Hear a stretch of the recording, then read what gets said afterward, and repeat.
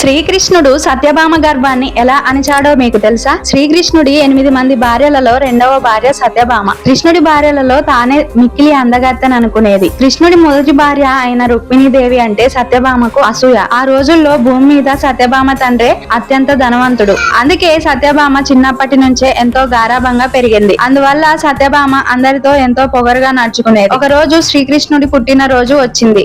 అందరూ బహుమతులు ఇస్తుంటే సత్యభామ మాత్రం తన సంపద అందరికి చూపించాలనుకుంది. అందుకోసం తులాభారం చేయాలని నిర్ణయించుకుంటుంది. సత్యభామ కృష్ణుడితో, స్వామి, నీ పుట్టిన రోజును తులాభారం చేస్తాను అని చెప్తుంది. అందుకు కృష్ణుడు నవ్వుకొని, సరే నీ ఇష్టం సఖి అంటాడు. సత్యభామకు కృష్ణుడు ఎంత బరువు ఉంటాడో బాగా తెలుసు. అంత బంగారం సిద్ధం చేసుకుని ఉంటుంది. మొదట్లో బంగారం పెట్టగానే కృష్ణుడు కొంచెం కదులుతాడు. అది చూసి సత్యభామ నవ్వుకుంటూ, ఇంకా కొంచెం బంగారం వేయండి చాలు అంటుంది. ఇంకా అప్పటి నుంచి సేవకులు ఎంత బంగారం పెడుతున్నా కూడా కృష్ణుడు ఒక్క అంగుళం కూడా కదలడు. సత్యభామ కంగారు పడుతూ తన తండ్రికి కబురు పంపింది. అక్కడి నుంచి ఆమె తండ్రి కూడా ఎంత బంగారం తెచ్చి తులాభారంలో పెట్టినా కూడా కృష్ణుడు మాత్రం కదలడు. కృష్ణుడు నవ్వుతూ, ఇంకా ఎంతసేపు ఇక్కడే కూర్చోవాలి సత్యభామ అని అంటాడు. చివరికి సత్యభామ తన ఒంటి మీద ఉన్న నగలన్నీ వేసింది. కానీ ప్రయోజనం ఏమాత్రం ఉండదు. సత్యభామ ఆ బాధతో రుక్మిణి వైపు చూసింది. రుక్మిణి చిరునవ్వుతో తోటలోకి వెళ్లి 3 తులసి ఆకులను తీసుకొచ్చి వాటిని తులాభారంలో వేసింది. వెంటనే కృష్ణుడు కూర్చున్న